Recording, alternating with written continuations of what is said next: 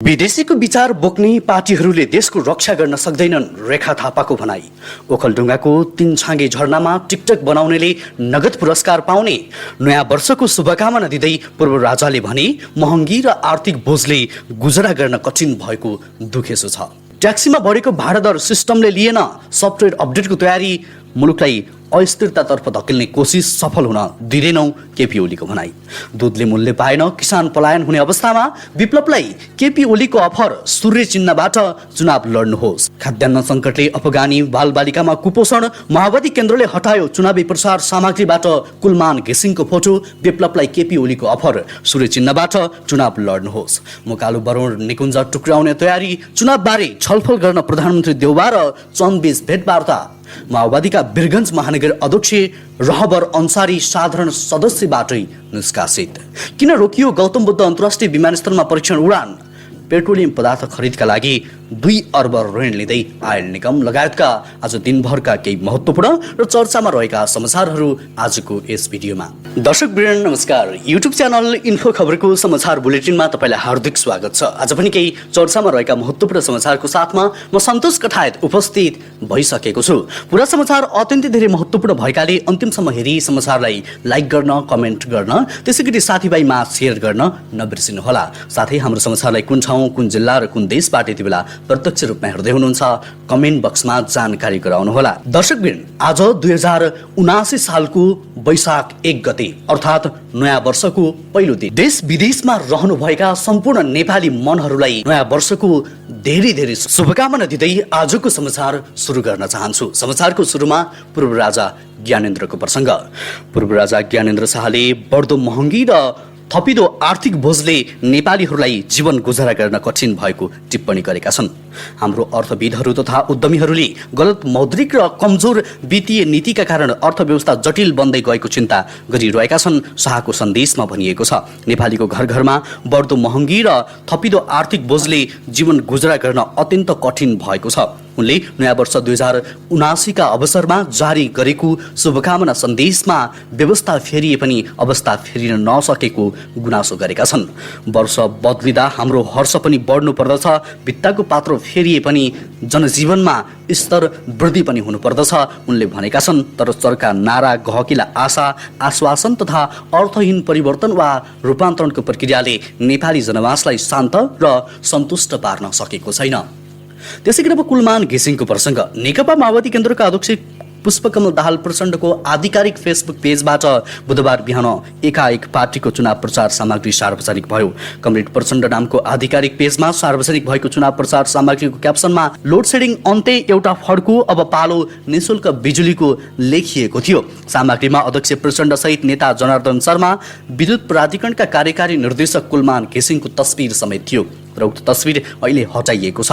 उक्त सामग्री सार्वजनिक भएपछि विभिन्न सञ्चार माध्यमका साथै आम सर्वसाधारणले माओवादीको व्यापक आलोचना गरेका थिए, जसमा माओवादीलाई भोट हाल्न समेत आग्रह गरिएको थियो। निर्वाचन आयोगले निर्वाचन आचार संहितामा कुनै पनि कर्मचारीको तस्बिर राख्न कुनै पनि दललाई मनाही भनेर उल्लेख गरेको छ। उता कुलमान घिसिङले पनि आफूले तस्बिर नराख्न आग्रह गर्दा गर्दै पनि राखिएको भन्दै विमति जनाएका थिए। त्यसैगरी अब टिकटकको प्रसङ्ग।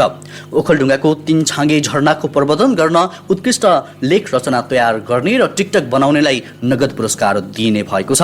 सुनकोशी गाउँपालिका 9 को समृद्धि र विकासका लागि ओखलढुङ्गा जिल्लाको चर्चित एवं रमणीय 3 छाँगे झरनामा पर्यटन प्रबन्धन गर्ने उद्देश्यले 3 छाँगेको विषयमा लेख रचना, गीत, कविता तथा सामाजिक सञ्जाल मार्फत फोटो, भिडियो र टिकटक बनाउने उत्कृष्ट 3 जनालाई नगदसहित पुरस्कृत गरिने भएको हो। तयार पारिएको सामग्री र त्यसको प्रभावका आधारमा पुरस्कार दिइने सुनकोशी गाउँपालिका 9 का वडाध्यक्ष जनक कुमार कार्कीले बताएका छन्। 3 छाँगेको इतिहास, वर्तमान अवस्था र मनोरम वातावरणमा रम्नुका फाइदाका विषयमा प्रसार सामग्री समेत तयार पार्न सकिने उनको भनाइ छ। नयाँ वर्ष 2079 को पहिलो दिन वैशाख 1 गते वडा कार्यालयको सहयोगमा 3 छाँगे झरना प्रबन्धन समितिले 3 छाँगेको प्रसारका लागि बृहत साङ्गीतिक कार्यक्रम सहितको तयारी गरेको प्रबन्धन समितिका अध्यक्ष नरबहादुर सुनुवारले बताएका छन्। त्यसै गरी अब रेखा थापाको प्रसङ्ग। राष्ट्रिय प्रजातन्त्र पार्टीकी नेता तथा नायिका रेखा थापाले राप्रपा बाहेक सबै दल विदेशीको दलाल भएको आरोप लगाएकी छन्। वीरगञ्जमा आयोजित आमसभालाई सम्बोधन गर्दै उनले अरू दलहरूले देश बेचेर खाइसकेको हुँदा उनीहरूको फन्दामा नपर्न जनतालाई आग्रह गरिन्। विदेशी सामु लम्पसार पर्ने त्यस्ता दलहरूलाई जनताले अझै किन विश्वास गरिरहेका छन् भन्ने आफूले बुझ्न नसकेको उनको भनाइ थियो। यिनीहरू सबै विदेशी दलालहरू हुन् मैले भन्नुपर्दा हुन त यो भाषा एकदमै असभ्य लाग्ला। अन्य दलहरूप्रति लक्षित गर्दै उनले भनिन्, तर मैले देख्दा विदेशीसँग लम्पसार पर्ने यी दलहरूप्रति तपाईँहरू किन विश्वास गर्नुहुन्छ? नेपाली जनता किन विश्वास गरेका छन्? मैले कुरा बुझेको छैन। विदेशीको विचार बोकेर हिँड्ने पार्टीहरूले देशको रक्षा गर्न नसक्ने थापाको भनाइ थियो। राप्रपा देशको मौलिक पार्टी भएकाले आफूले राप्रपा रोजेको उनले बताएकी छन्। त्यसै गरी अब केपी शर्मा ओलीको प्रसङ्ग। नेकपा एमालेका अध्यक्ष केपी शर्मा ओलीले मुलुकको लोकतन्त्रलाई स्थायित्व प्रदान गर्न नेकपा एमाले सक्षम रहेको बताएका छन्। एमाले विराटनगर महानगरद्वारा आयोजित एक बृहत भेला तथा पार्टी प्रवेश कार्यक्रममा उनले विभिन्न आगलागी र भूगोलमा बस्ने सम्पूर्ण नेपालीको साझा अभियानबाट सङ्घीय गणतन्त्र र जनतामा सार्वभौमिकता निहित गर्ने महान अभियानमा शरीक बनाउने कार्यमा पार्टी लागेको बताए। पूर्व प्रधानमन्त्री समेत रहेका अध्यक्ष ओलीले नेपालको पानी नेपालीको लागि प्रयोग हुनुपर्नेमा जोड दिँदै उद्योगी व्यवसायले पर्यटन र निर्यातमुखी उद्योग स्थापना गरेर मुलुकलाई आत्मनिर्भर बनाउनु पर्ने र यसमा आफ्नो पार्टीले सक्दो सहयोग गर्ने उल्लेख गरे। उनले मुलुकलाई अस्थिरतातर्फ धकेल्ने कोही कसैको कार्यलाई पनि केही सफल हुन नदिने दृढता व्यक्त गर्दै जनप्रतिनिधि विहीन स्थानीय पालिका बनाउने षड्यन्त्रलाई नेपाली जनताले नमान्ने बताएका छन्। त्यसै गरी दुधको मूल्य सम्बन्धी जानकारी। म्याग्दीको बनेपा बाँसकोटका किसान दुर्गा बहादुर पौडेलले 5 वर्षदेखि व्यावसायिक रूपमा भैँसी पालन गरिरहेका छन्। लागत अनुसार दुधको मूल्य नपाएपछि भैँसी बेचेर विदेश पलायन हुने अवस्था आएको उनको गुनासो छ। दाना, घाँस, पराल र ढुवानी खर्चसँगै उत्पादन लागत घटेपछि गाई भैँसी पालक किसान समस्यामा परेको वरदान पशुपक्षी फर्मका सञ्चालक पौडेलको भनाइ छ। 25 वटा भैँसी पालेको छु। 2 वर्ष अघि प्रति बोरा रु 1300 मा पाइने दाना बढेर अहिले करिब 3000 पुग्न थालेको छ। उनले भने दुध र दाना ढुवानी इन्धनको मूल्य वृद्धिले बढाएको छ। दुधको मूल्य पुरानै छ। अहिले हामी जस्ता किसान घाटामा बिहोरेर व्यवसाय गर्नुभन्दा गाई भैँसी बेचेर विदेश जाने मनस्थितिमा छौँ। म्याग्दीमा कृषकले प्रति लिटर रु 10 घाटा खाएर दुध बेच्दा डेरी व्यापारीले प्रति लिटर रु 30 नाफा राखेर 120 का दरले दुध बेचेका छन्। विदेशबाट आएर गाई भैँसी पालेर स्वरोजगार बनेका युवा पुनः विदेश पलायन हुने अवस्था आएको बेनपा साथ कुरिला खर्कको ढुङ्गाना पशुपक्षी फर्मका सञ्चालक सुरेश ढुङ्गानाले बताएका छन्। त्यसै गरी अब अर्को समाचार। नेकपा एमालेका अध्यक्ष केपी शर्मा ओलीले नेत्रविक्रम चन्द विप्लवलाई सूर्य चिन्ह लिएर चुनावमा आउन अफर गरेका छन्। मंगलबार ललितपुरमा आयोजित नयाँ वर्ष 2079 को शुभकामना आदान प्रदान कार्यक्रममा ओलीले यस्तो अफर गरेका हुन्।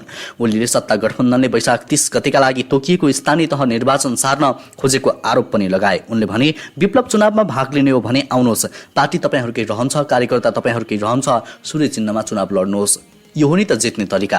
नेपाल कम्युनिस्ट पार्टीका महासचिव नेत्रविक्रम चन्द विप्लवलाई षड्यन्त्रकारी नेताका रूपमा जनताले नचिन्ने भए पनि अहिले उनले नेकपा माओवादी केन्द्रका अध्यक्ष पुष्पकमल दाहाल प्रचण्डसँग साँठगाँठ गर्न लागेको आरोप लगाएका छन्। उनले विप्लवलाई षड्यन्त्रकारी होइन, एउटा इमान्दार नेताको रूपमा चिन्ने गरेको भनी त्यो छवि नबिगार्न आग्रह पनि गरे। उनले प्रचण्डको मतियार भएर काम नगर्नका लागि सुझाव पनि दिएका छन्। त्यसै गरी श्रम स्वीकृति सम्बन्धी जानकारी। व्यक्तिगत श्रम स्वीकृति लिएर वैदेशिक रोजगारीमा जाने व्यक्तिले बिहिबारदेखि सो घोषणापत्र अनिवार्य रूपमा भर्नुपर्ने भएको छ।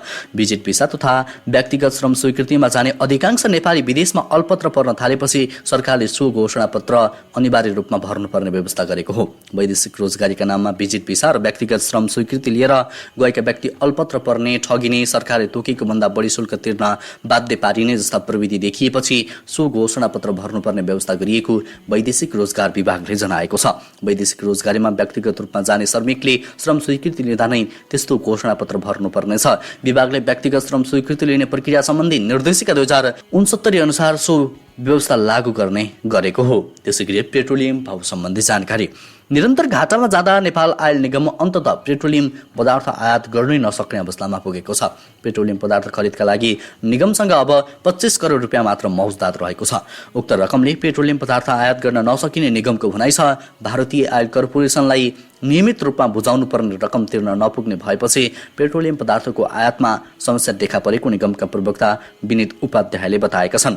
निगमका अनुसार अप्रिल 23 तारिकमा आइओसीलाई 14 अर्ब बुझाएपछि मात्रै पेट्रोलियम पदार्थ सहज तरिकाले आपूर्ति हुन्छ। निगमको कोष वृत्तिसँगै अब पेट्रोलियम पदार्थ कसरी आयात हुन्छ, कतै पेट्रोलियम पदार्थको अभाव त सृजना हुने होइन भन्ने प्रश्न पछिल्लो समय निगमले सामना गरिरहेको छ। त्यसैगरी अब अर्को समाचार, वन तथा वातावरण मन्त्रालयले मकालु बरुण राष्ट्रिय निकुञ्जलाई टुक्राएर 2वटा निकुञ्ज बनाउन अध्ययन प्रक्रिया अगाडि बढाएको छ। निकुञ्ज सोलुखुम्बु र सङ्खुवासभा जिल्लामा 1500 वर्ग किलोमिटरमा फैलिएको छ। 830 वर्ग किलोमिटर मध्यवर्ती क्षेत्र छ। 2049 मा स्थापना भएको यो निकुञ्ज समुद्र सतहबाट 435 देखि 40 किलोमिटर उत्तर दक्षिण दूरीभित्र 8463 मिटर अग्लो विश्वकै 5औं अग्लो हिमाल मकालु हिमालसम्म फैलिएको छ। सोलुखुम्बु क्षेत्रको करिब 500 वर्ग किमी क्षेत्रफललाई समेटेर छुट्टै निकुञ्ज बनाउन निकुञ्ज विभागका योजना प्रमुख तथा सूचना अधिकारी उपसचिव दिलबहादुर पुर्जापुनको संयोजकत्वमा विभिन्न निकायका प्रतिनिधि रहेको कार्यदल बनाइएको थियो।